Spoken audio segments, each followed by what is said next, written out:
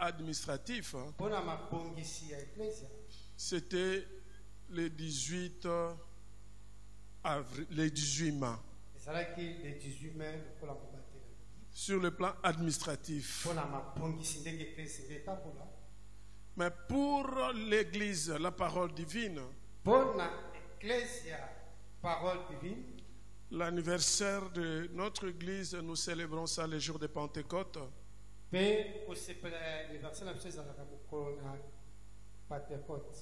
Parce que c'est ce jour-là que le Seigneur nous avait demandé de lui présenter notre premier moisson ou notre première moisson.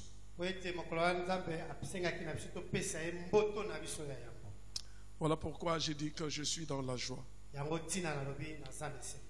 À vrai dire, tout enfant de Dieu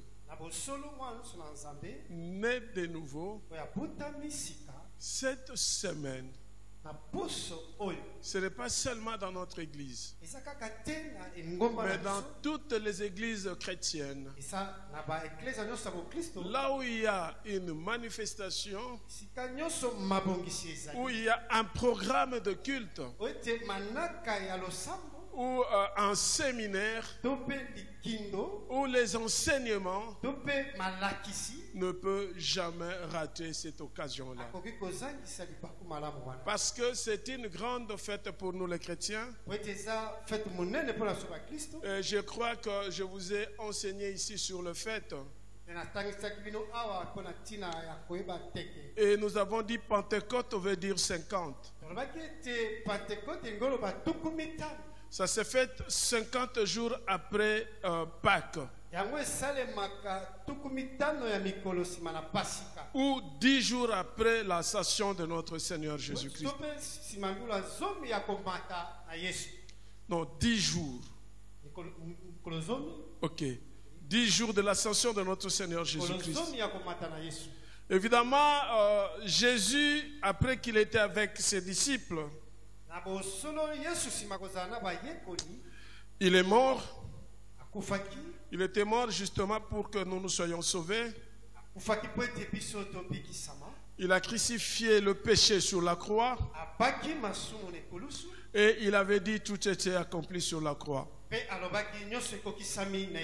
ce qui est vrai, nous en tant qu'enfants de Dieu nés de nouveau, nous ne vivons plus selon la chair, et nous vivons selon l'esprit.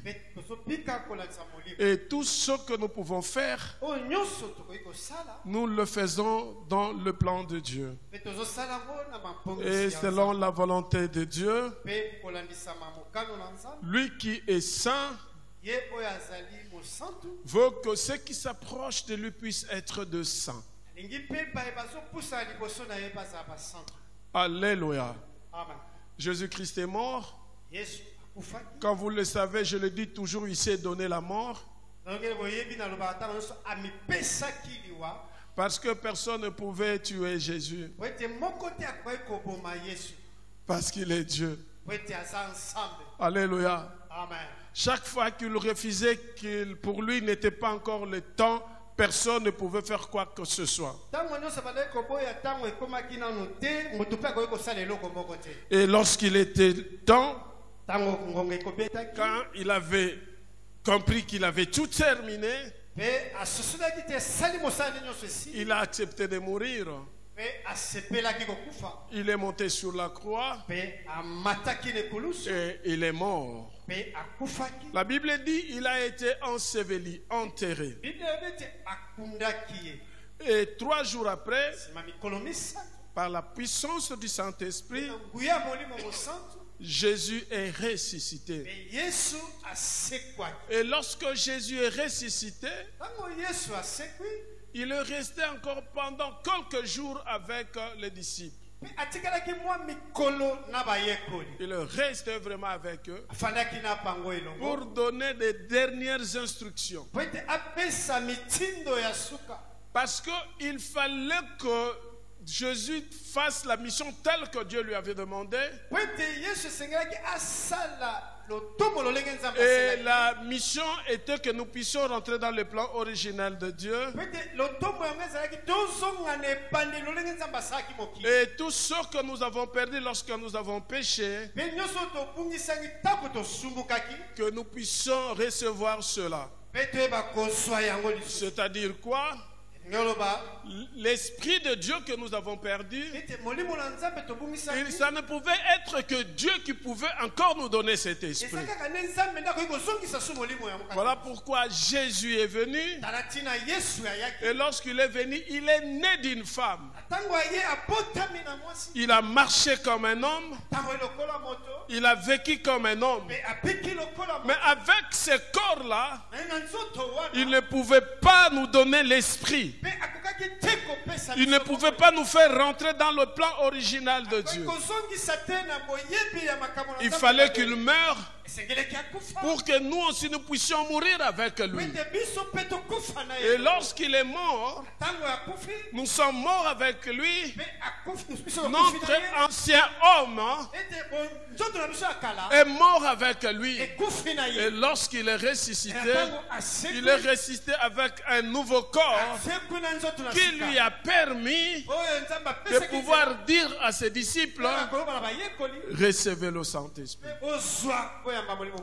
Alléluia. Amen. Alors je voudrais dire ceci: sans la mort de Jésus-Christ, sans l'ascension de Jésus-Christ, nous ne pouvons pas avoir le Saint-Esprit et nous ne pouvons pas aussi avoir la vie éternelle.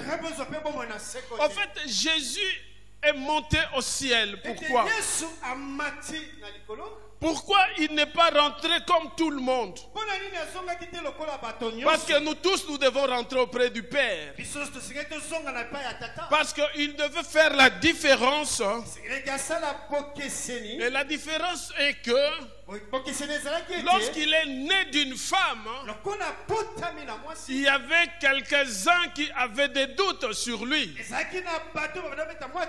En l'occurrence, ce frère juif. Alléluia. Alléluia. Amen. Mais lorsqu'il fut monté au ciel, là il est monté vraiment comme Dieu. Cela a fait que parmi ses frères, il y avait d'autres frères qui étaient avec lui, qui n'étaient pas des apôtres.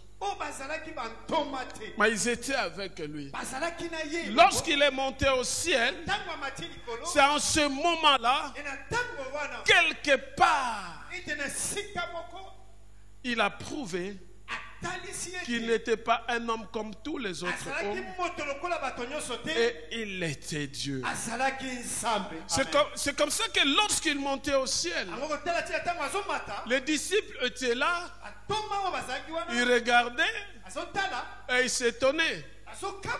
Et l'ange, ce n'était plus Jésus. Pour vous dire qu'il est un roi. Ce n'était plus lui qui devait parler aux disciples, mais c'était les anges qui étaient venus dire aux disciples: pourquoi vous le regardez monter? C'est Jésus qui monte. De la même façon que vous le voyez monter, de la même façon qu'il reviendra. Alléluia. Amen. Et là au ciel, Jésus est assis à la droite du Père pour tous ceux-là qui obéissent à la parole de Dieu et qui marchent dans la sanctification et la crainte de Dieu. Je voudrais attirer aujourd'hui l'attention de chacun de nous. Tu peux naître de nouveau, mais si tu ne marches pas dans la sanctification, Jésus-Christ n'intercédera pas pour toi. Il intercède pour ceux-là qui marchent dans la sanctification et dans la crainte de son nom. La crainte de son nom. Alléluia. Amen. Oui, chers frères et sœurs, dans le Seigneur. Oui, Seigneur Jésus est Dieu. Et il nous a laissé une mission de pouvoir préparer son peuple à son retour. Et voilà pourquoi nous écrivons Jésus-Christ revient bientôt. Préparer préparer le peuple de Dieu à son retour, c'est quoi? Ce n'est pas seulement le gagner dans le Seigneur, mais c'est de les aider à mener une vie de sanctification et de la crainte de Dieu. Jésus ne viendra pas prendre seulement ceux qui ont accepté Jésus comme Seigneur et Sauveur.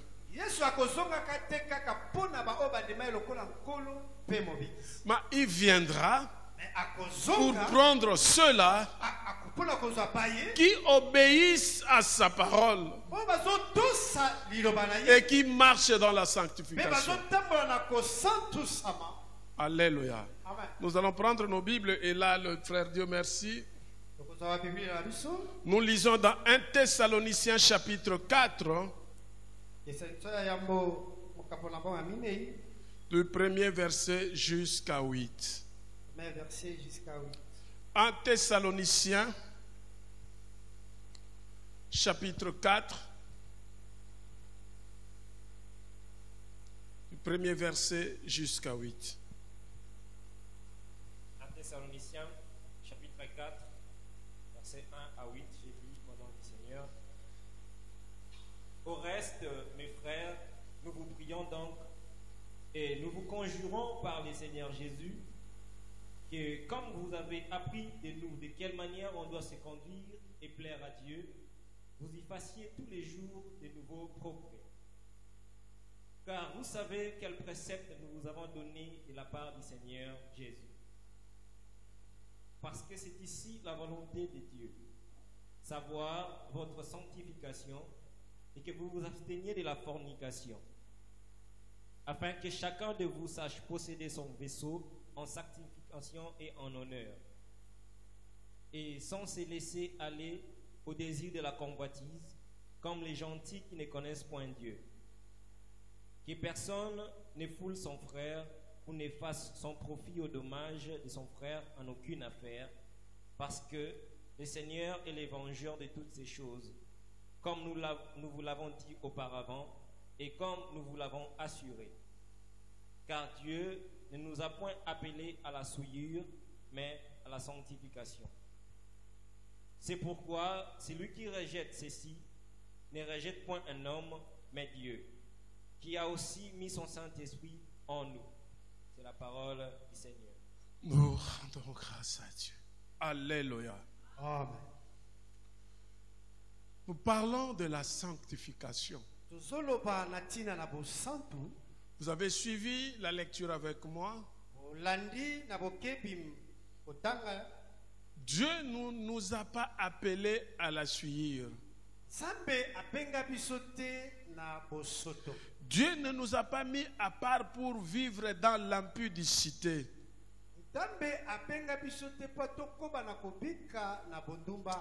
Je me rappelle ce que le Seigneur m'avait dit. Dit à l'église, tu n'accepteras pas la suivre à l'église. Même pas dans ta maison. En fait, notre Dieu est saint. Et il veut ceux qui s'approchent de lui puissent se sanctifier davantage. Lorsque nous sommes appelés au Seigneur, nous devons mener une vie de personnes qui sont mises à part En réalité, nous ne pouvons pas vivre comme tout le monde. Nous ne pouvons pas faire comme tout le monde. Nous ne pouvons faire que comme Dieu veut. Nous ne pouvons nous marcher que selon la volonté de Dieu et dans le plan de Dieu. Et c'est ce que Dieu veut. En fait, la sanctification, c'est quoi? C'est un processus par lequel une personne se consacre à Dieu et refuse le péché dans sa vie par la grâce de Dieu. Nous devons tout faire, enfants de Dieu. Si nous voulons vraiment être enlevés avec le Seigneur, nous devons marcher dans la sanctification. Nous devons refuser le péché. Oui, c'est vrai, tu vas te dire que tu es un homme et tu es sur la terre. Et il y a le péché qui nous colle. Moi, je voudrais te dire, dans le processus de la sanctification, il faut une prise de conscience. Alléluia. Amen. Voilà pourquoi l'apôtre Paul dit, il faut que nous puissions renouveler notre intelligence. Chaque fois que nous devons réfléchir, est-ce que l'acte que je pose maintenant ou ce que je pense faire, est-ce que la volonté de Dieu? Est-ce que cela ne va pas me suivre? Alléluia. Amen. J'étais en train de réfléchir que chaque année, en cette période, nous organisons notre séminaire avec comme thème Jésus revient bientôt. Mais le Seigneur nous dit, pour cette année, vous devez prêcher sur la sanctification. Alors j'étais en train de réfléchir. Pourquoi le Seigneur veut que nous puissions parler de la sanctification? Et là j'ai compris une chose. Parce qu'il nous a dit, il est à la porte. Alléluia. Amen. Il est à la porte. Il ne veut pas que nous puissions rater l'enlèvement. Voilà pourquoi. Voilà pourquoi. Il est en train de nous prévenir. Il est en train de nous pousser de vivre la sanctification. Parce que lui est juste. Dans sa justice. Si tu ne vis pas dans la sanctification, lorsqu'il vient dans sa gloire, quel que soit ce que tu avais fait pour lui, sache que tu vas rester. Voilà pourquoi le Seigneur nous veut de la sanctification. Alléluia. Amen. Et nous devons nous purifier chaque fois. La purification, c'est quoi? C'est la suppression de la souillure. Amen. Mais la sanctification nous permet de nous approcher de Dieu.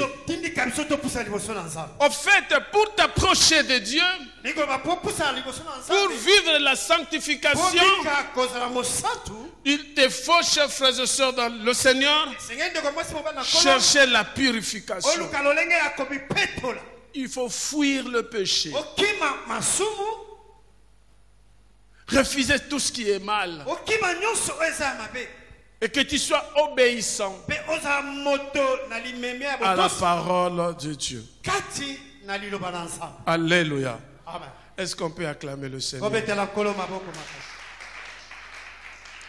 Oui. Nous ne pouvons pas de nous-mêmes C'est par la grâce. Mais la grâce ne te pousse pas à vivre dans le péché. Alléluia. La grâce est là parce que le Saint-Esprit est là. Alléluia. C'est comme ça que Jésus-Christ, avant d'être enlevé, il va dire à ses disciples, recevez le Saint-Esprit. Sans le Saint-Esprit, il n'y a pas de la grâce.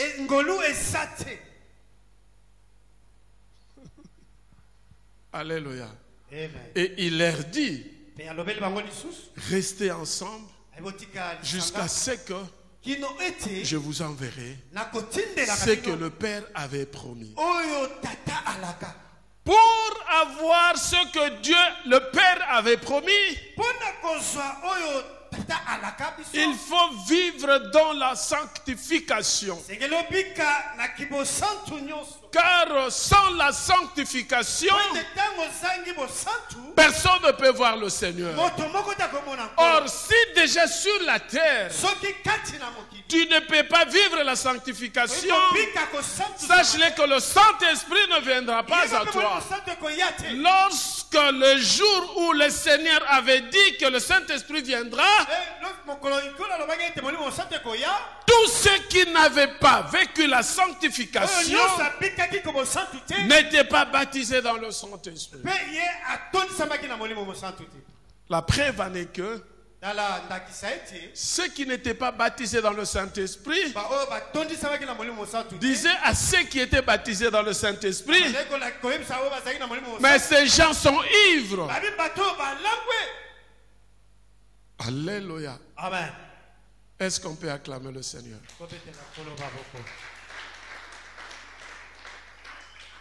Écoutez, si nous voulons être enlevés, le jour où le Seigneur viendra dans sa gloire, nous devons vivre la sanctification. Nous devons chercher la purification. Il faut absolument nous purifier. Oui, des fois quand nous prions, oui Seigneur, purifie-moi par ton sang. Quand est-ce que le Seigneur peut te purifier par son sang? C'est juste lorsque tu reconnais ton péché et que tu prends la décision de ne plus revenir sur ce péché. Tu demandes à Dieu de te justifier par son sang. Tu es justifié. Amen. Ce n'est pas la prière que nous faisons. Oui, Seigneur, justifie-moi, lave-moi par ton sang. Mais il te lave par rapport à quoi? Il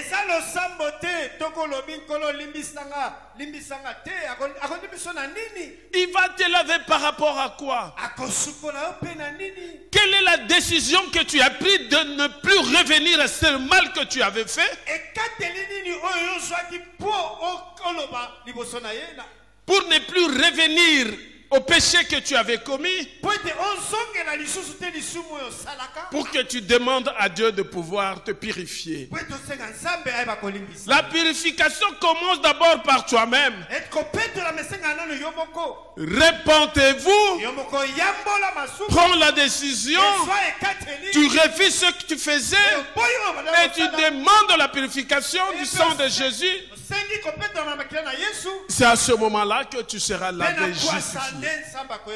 Voilà pourquoi j'ai dit, Jésus-Christ n'est pas assis à la droite du Père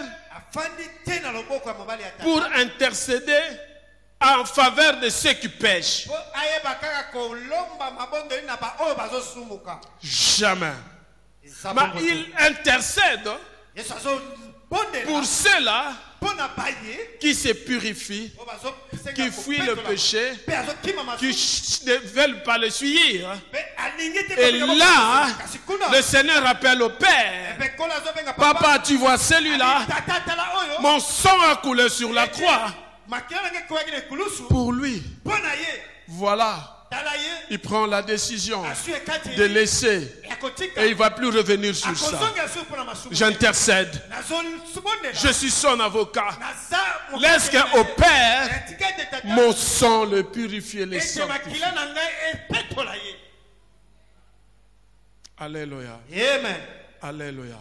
Amen. Oui, Jésus-Christ revient bientôt. Est-ce que s'il vient maintenant,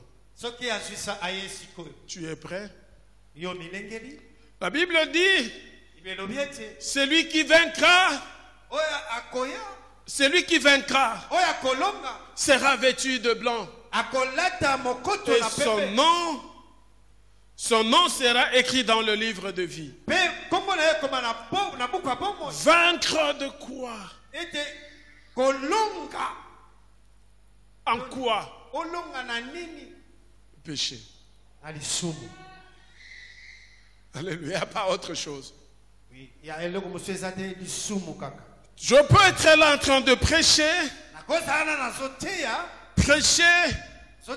des bonnes paroles.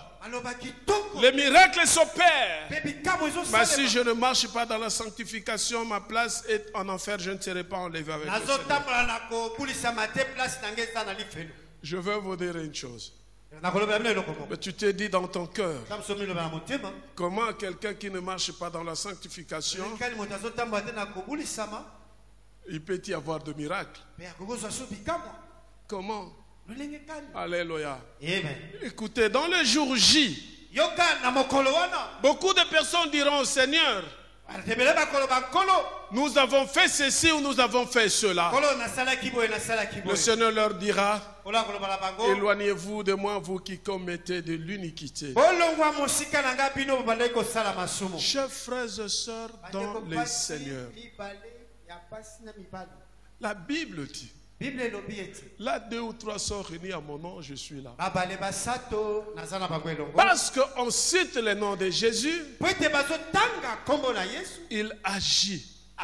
Par moment, il n'agit pas parce que le pasteur a parlé. Mais il agit parce qu'il veut sauver cette personne. Je voudrais vous dire aujourd'hui, ne croyez pas que le miracle ou des bonnes prédications symbolisent la sanctification de celui qui vous prêche. Alléluia. Amen. Alléluia. Amen. Parce que beaucoup de gens trompent. Il est là, à la chair, non, sur la chair, en train de prêcher. Or, c'est le premier pécheur au carré.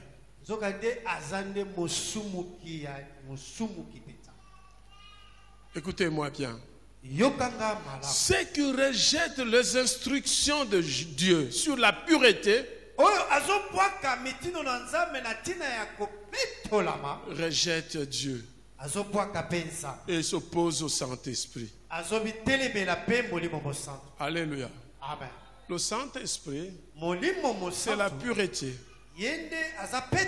Et il aime la pureté. Dieu va juger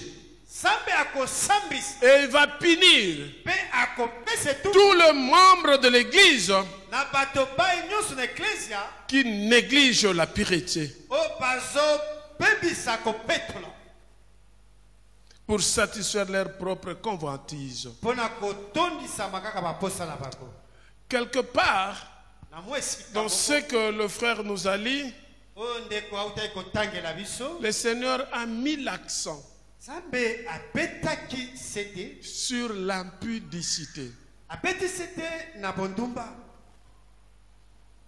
Aujourd'hui, l'impudicité détruit beaucoup de serviteurs de Dieu, beaucoup des enfants de Dieu. Le jeune frère, le jeune sœur à l'église, c'est l'impudicité qui les détruise. Même les hommes mariés Les femmes mariées, c'est l'arme du diable. Il utilise le sexe pour détruire le peuple de Dieu. Et je nous mets en garde contre l'impudicité.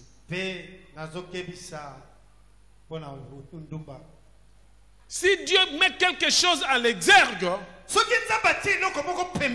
parce que c'est très dangereux.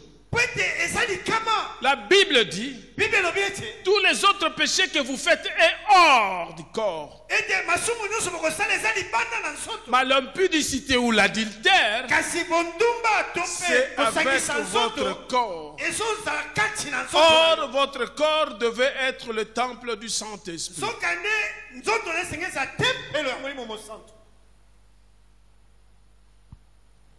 Pour ceux qui sont mariés,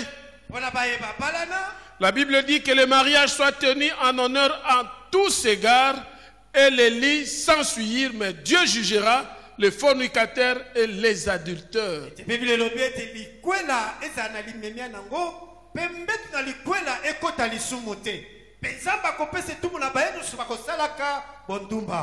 Il faut faire très attention. Il y a d'autres péchés. Il n'y a pas autant de versets bibliques qui parlent de l'adultère ou de l'impudicité comme les autres péchés.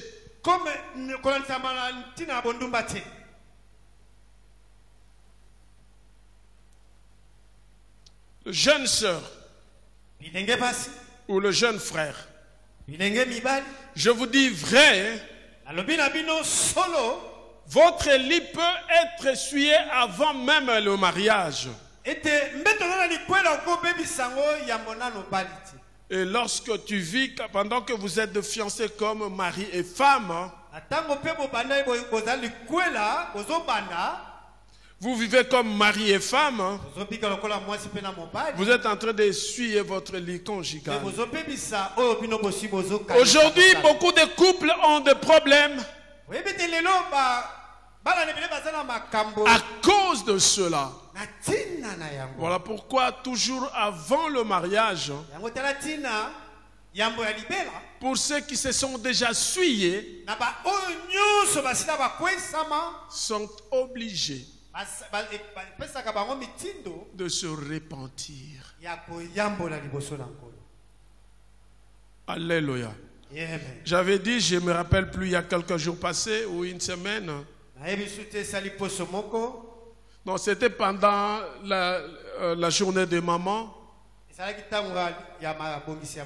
J'avais dit aux jeunes sœurs de pouvoir se garder vierges. Alléluia. Amen. Alléluia. Amen. Que Dieu vous bénisse. Alors, chers frères et sœurs dans le Seigneur, lors de l'enlèvement, les croyants qui rejettent la vérité de Dieu, la vérité que Jésus est en train de vous transmettre aujourd'hui, seront abandonnés et vont rester. Ils vont subir la destruction, la colère, la punition et la condamnation de Christ. La Bible dit qu'il viendra du ciel dans une flamme de feu pour punir ceux qui n'obéissent pas à l'évangile de notre Seigneur Jésus-Christ. La Bible dit dans 2 Thessaloniciens chapitre 1 verset 7 à 8 ceci. 2 Thessaloniciens chapitre 1 verset 7 à 8. Et que de vous donner, à vous qui subissez la tribulation, du repos avec nous dans la révélation du Seigneur Jésus du ciel, avec les anges de sa puissance, en flamme de feu, exerçant la vengeance contre ceux qui ne connaissent pas Dieu et contre ceux qui n'obéissent pas à l'évangile de notre Seigneur Jésus-Christ. Alléluia. Amen. Le Seigneur viendra avec le feu, avec une puissance pour punir ceux qui n'obéissent pas à son évangile. Oui, chers frères et sœurs dans le Seigneur, la Bible dit, si nous ne sommes pas obéissants, dans 2 Thessaloniciens chapitre 2 verset 12, que tout cela soit jugé, ceux qui n'ont pas cru à la vérité, mais qui ont pris plaisir à l'injustice. Oui, chers frères et sœurs dans le Seigneur, éloignez-vous du mal et faites le bien. La Bible dit dans Matthieu chapitre 5 verset 8, heureux ceux qui ont le cœur pur, car ils verront Dieu. Si tu n'as pas un cœur pur, tu ne verras pas le Seigneur. Tu ne le verras pas. Alléluia. Est-ce qu'on peut acclamer très fort notre Dieu? Il faut bien s'asseoir. Alléluia. Amen. Alléluia. Amen. Acclamons le Seigneur encore une fois de plus.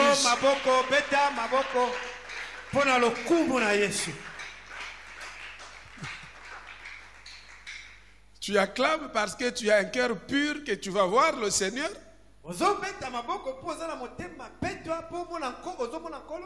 Ou tu acclames parce que le Seigneur a dit acclamer?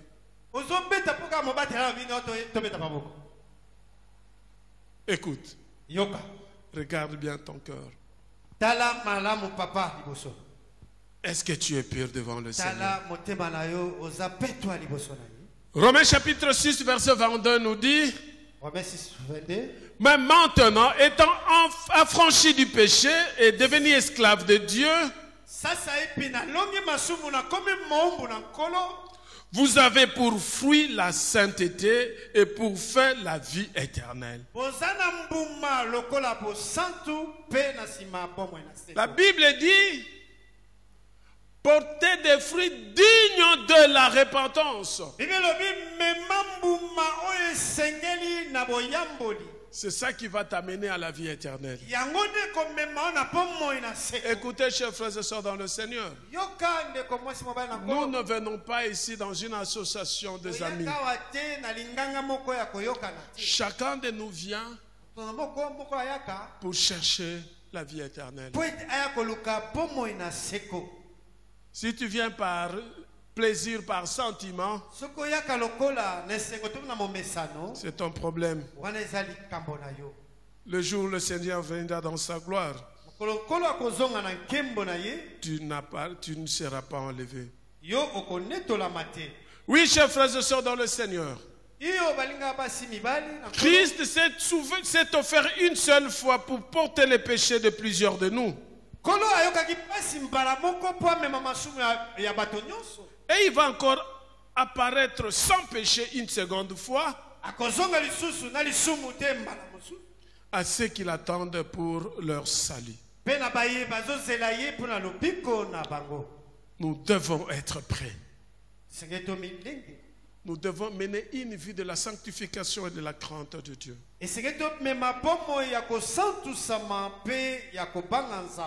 Oui, le Seigneur est à la porte.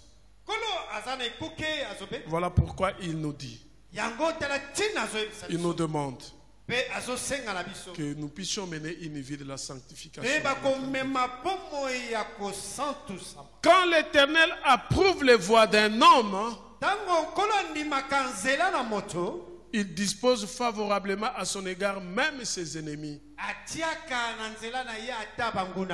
Sache-le, même toutes ces personnes qui peuvent venir te pousser au péché, le Seigneur le mettra de côté. Si tes voies sont approuvées par Dieu. Alléluia. Amen. La Bible déclare dans 1 Thessaloniciens chapitre 4 verset 3, ce que Dieu veut, c'est votre sanctification. Que Dieu bénisse cette partie d'enseignement. Amen.